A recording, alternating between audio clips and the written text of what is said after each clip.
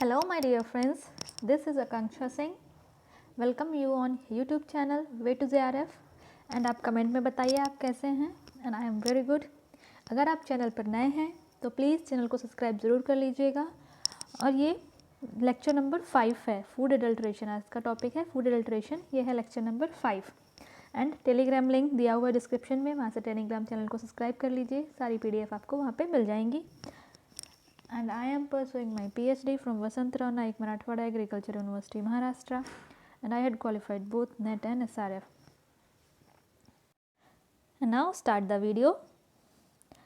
Okay. So food adulteration. Food adulteration क्या है? What is food adulteration? Adulteration means मिलावट, कुछ किसी चीज़ में कुछ मिलाना या किसी सामान में कुछ मिलावट करना is adulteration. Adulteration is defined as a process by which the quality of the nature of a given substance is altered.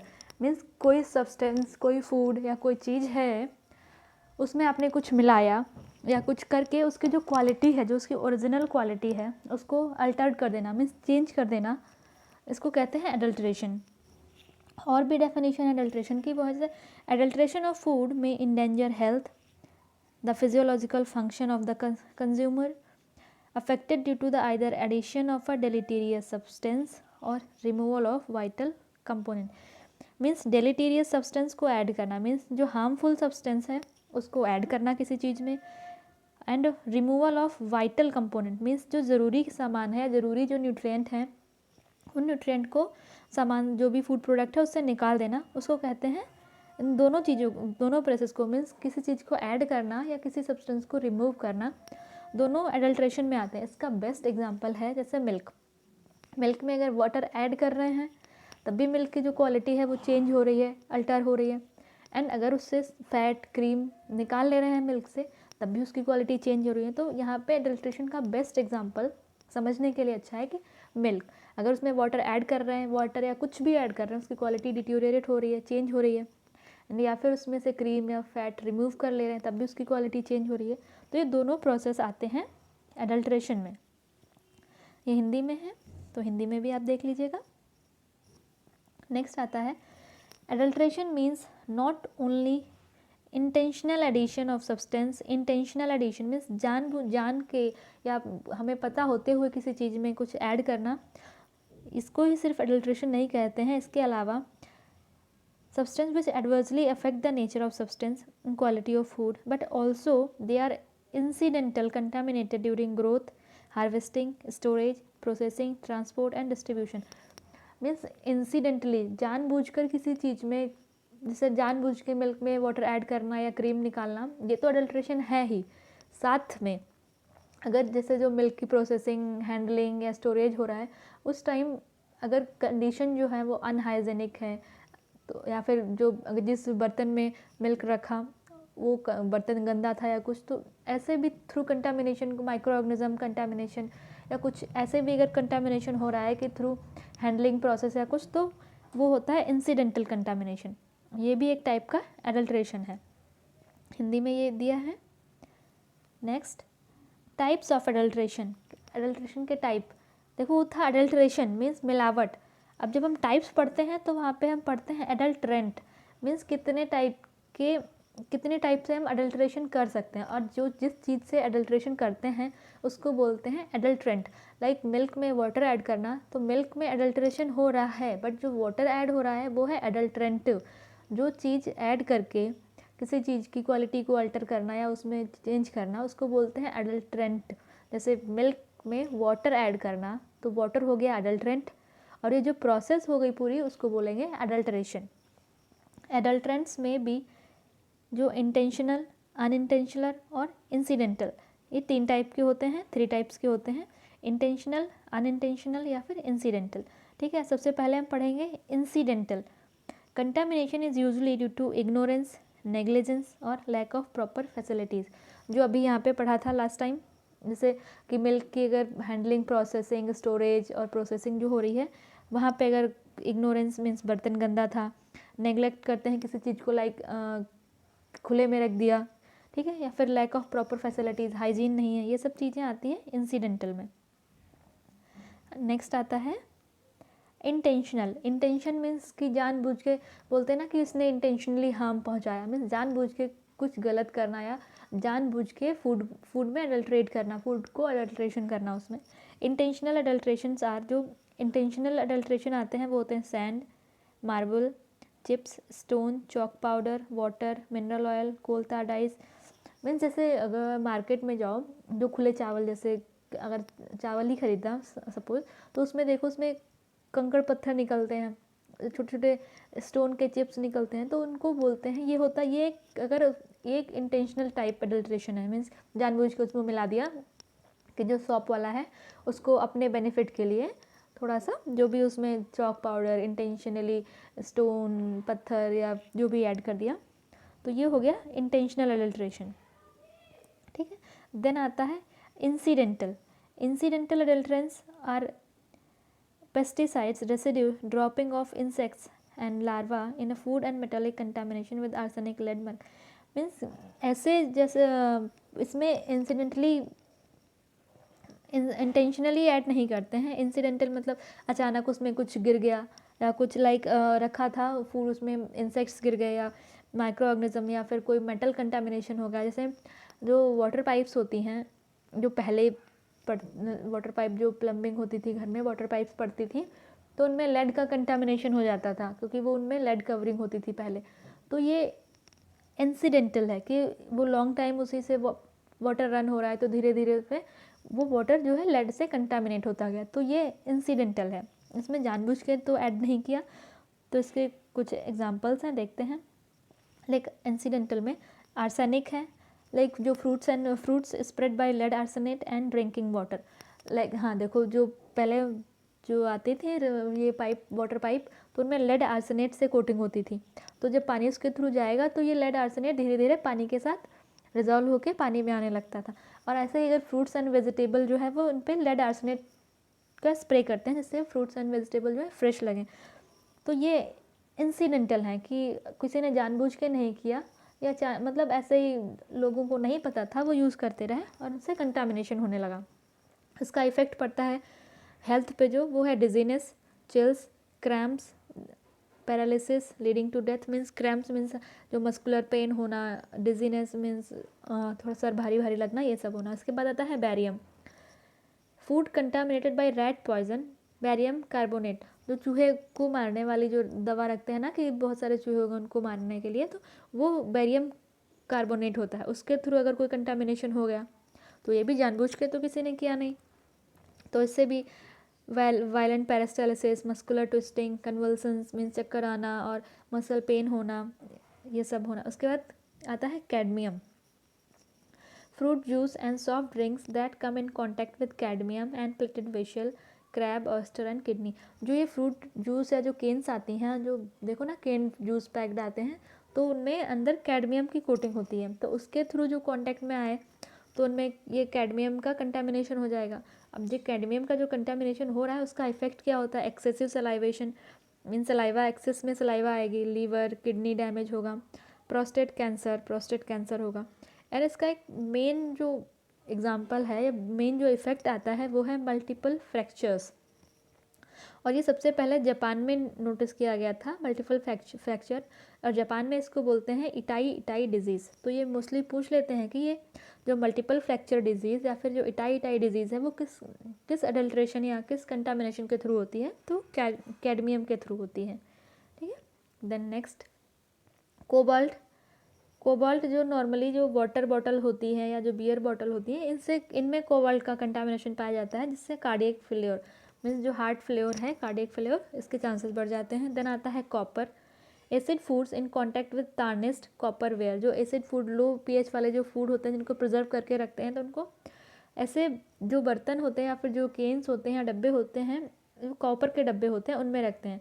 तो एसिड मीन्स लो पीएच जो है वो कॉपर के साथ रिएक्शन करता है, जब ये रिएक्शन करता है तो इसमें कॉपर का कंटामिनेशन होने लगता है, जिससे वॉमिटिंग, डायरिया, एब्डोमिनल पेन, ये सिम्टम्स धीरे धीरे डेवलप होने लगते हैं।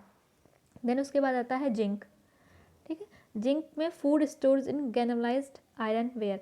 देखो, जो अगर नॉर्मली आयरन का बर्तन ऐसे ही रख देंगे तो उसमें रस्ट, जंग लगने लगेगी, तो जो ये आयरन वेयर होते हैं इन पे जिंक से कोटिंग करते हैं, जिंक से पेंट जैसा कर देते हैं, जिससे उनमें जो आयरन के बर्तन हैं उनमें जंग ना लगे। तो इसके थ्रू जिंक का कंटामिनेशन हो जाता है फूड में, जिससे डिजीनेस, वॉमिटिंग मीन्स सर भारी भारी लगना या वॉमिटिंग होना, ये सिम्टम्स आने लगते हैं। देन आता है लेड।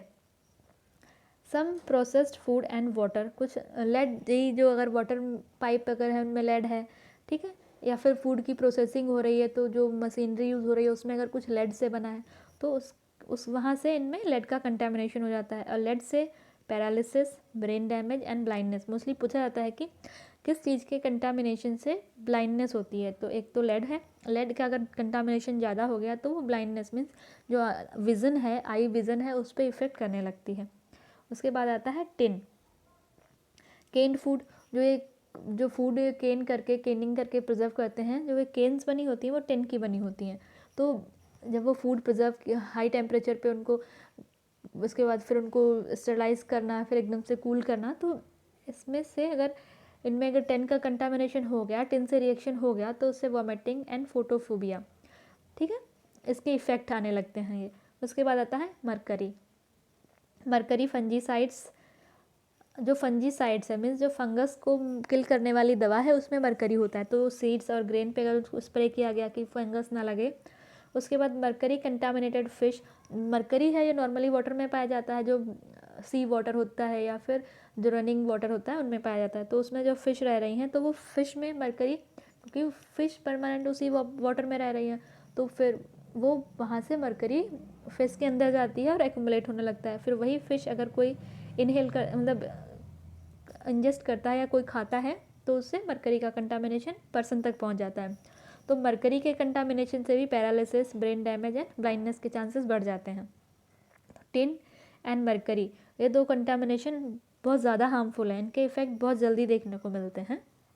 देन नेक्स्ट आता है पेस्टिसाइड्स। जो ऑल टाइप ऑफ पेस्टिसाइड्स, जो भी फूड को प्रिजर्व करने के लिए या फिर जो लाइक अगर हार्वेस्टिंग के टाइम या जब फसल पूरे उसके लाइफ साइकिल में जो पेस्ट वगैरह करते हैं, पेस्टिंग करते हैं, तो उससे जो फूड, अगर फूड पे पेस्टिसाइड्स किया या फ्रूट्स पे किया तो फ्रूट पे आके इकट्ठे हो जाते हैं। उसके बाद उस फ्रूट को अगर किसी ने कंज्यूम किया तो उसके इफ़ेक्ट आते हैं कि एक्यूट और chronic poisoning causing damage to liver, kidney, brain, liver, kidney और ब्रेन को डैमेज करते हैं, and nerve leading to death. और जो सेंट्रल नर्वस सिस्टम है उस पर भी इफ़ेक्ट करते हैं, जिसकी वजह से कभी कभी डेथ भी कॉज करता है। डाईथाइल स्टिलबेस्टेरॉल, ये डाईथाइल स्टिलबेस्टेरॉल जो ये केमिकल है, इससे क्या होता है, अगर कोई एनिमल है उसको जो भी चारा या घास जो भी खिलाने को दिया जा रहा है, उसमें अगर डाईथाइल स्टिलबेस्टेरॉल प्रेजेंट है तो उसके फूड के थ्रू एनिमल में आएगा। उस एनिमल को अगर किसी ने कंज्यूम किया, उसके मीट को किसी ने कंज्यूम किया, तो वो पर्सन में आएगा और कॉज करेगा टेरेटोजेनेसिस एंड कार्सिनोजेनेसिस। टेरेटोजेनेसिस मीन्स जो एम्ब्रियो और फीटस कुछ डेवलपमेंटल स्टेज होती है, उस डेवलपमेंटल स्टेज पे उसमें कुछ डिसफंक्शन कॉज करना, डिसेबिलिटी कॉज करना या टॉक्सिसिटी कॉज करना, इसको बोलते हैं टेरेटोजेनेसिस। एंड कार्सिनोजेनेसिस, जो कैंसर कॉज करते हैं, उसको बोलते हैं कार्सिनोजेनेसिस। उसके बाद आता है एंटीबायोटिक्स, जो नॉर्मली जो एंटीबायोटिक डॉक्टर्स देते हैं, ये सब ऐसे ही एनिमल को अगर कुछ डिजीज़ हुआ है कुछ, उसमें अगर उसको एंटीबायोटिक्स दिए गए तो एक बार जो एंटीबायोटिक ले ली तो सेम एंटीबायोटिक दोबारा उतना इफेक्ट नहीं करती है, ठीक है। तो अगर वो एंटीबायोटिक एनिमल को दिया गया, ठीक है, उसके बाद वो एंटीबायोटिक जो है एनिमल में एक्यूमुलेट होने लगेगा, और वो एंटीबायोटिक जो एनिमल लिया था, उस एनिमल का मीट अगर कोई कंज्यूम करता है तो उससे होगा drug resistance, hardening of arteries and heart disease. अगर एंटीबायोटिक्स का एक्सेस यूज़ हो रहा है थ्रू मीट, या फिर कोई पर्सन कोई तबीयत ख़राब है या कुछ उसके थ्रू वो एक्सेस एंटीबायोटिक्स ले रहा है, तो उसका इफ़ेक्ट पड़ता है drug resistance, hardening of arteries and heart disease. Then next है वो आता है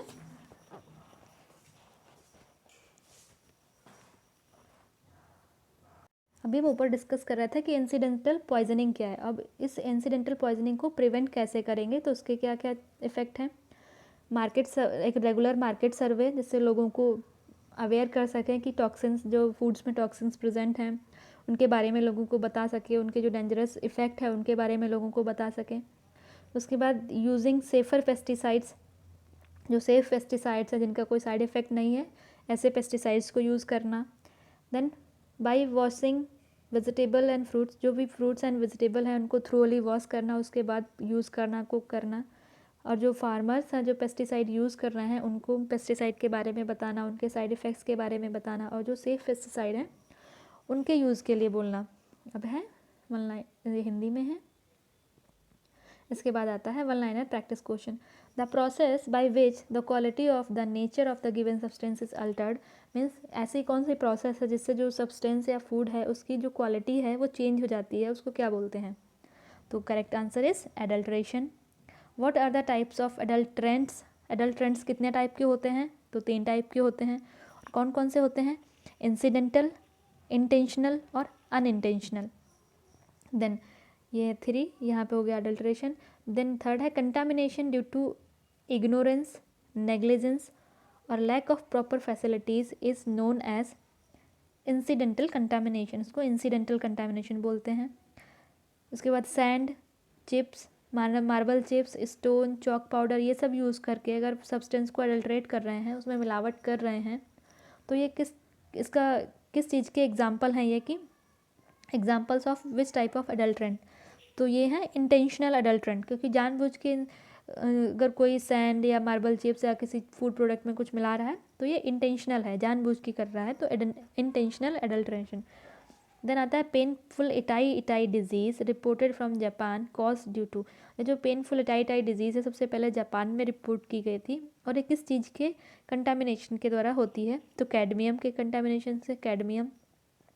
adulteration due to diethyl stilbestrol cause harmful effect to, जो ये डाईथाइल स्टिलबेस्टेरॉल है ये नॉर्मली एनिमल मीट के थ्रू होता है। अगर एनिमल को स्टिलबेस्टेरॉल उसमें गया है तो उसकी मीट में एक्यूमुलेट हो जाएगा, और वो मीट अगर कोई कंज्यूम करता है तो उसमें ये डाईथाइल स्टिलबेस्टेरॉल का इफेक्ट दिखेगा। तो इसका जो हार्मफुल इफेक्ट होते हैं वो होता है टेरेटरोजेनेसिस एंड कार्सिनोजेनेसिस।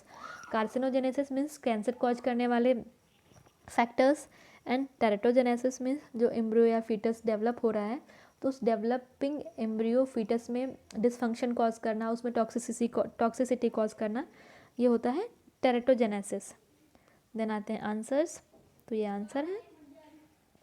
अगर वीडियो आपको अच्छी लगी हो तो कमेंट करके ज़रूर बताइएगा, एंड थैंक यू। ये मेरा फेसबुक पेज है, आप मुझे यहाँ से कांटेक्ट कर सकते हैं। ये यूट्यूब चैनल है वे टू JRF, तो आप चैनल को ज़रूर सब्सक्राइब कर लीजिएगा। वीडियो अच्छी लगी हो तो लाइक ज़रूर करिएगा, चैनल को सब्सक्राइब करिए, अपने फ्रेंड्स के साथ ज़्यादा से ज़्यादा शेयर करिए, और आगे की प्रिपरेशन के लिए ऐसे ही चैनल के साथ जुड़े रहिए। थैंक यू, मिलते हैं नेक्स्ट वीडियो में। Bye bye.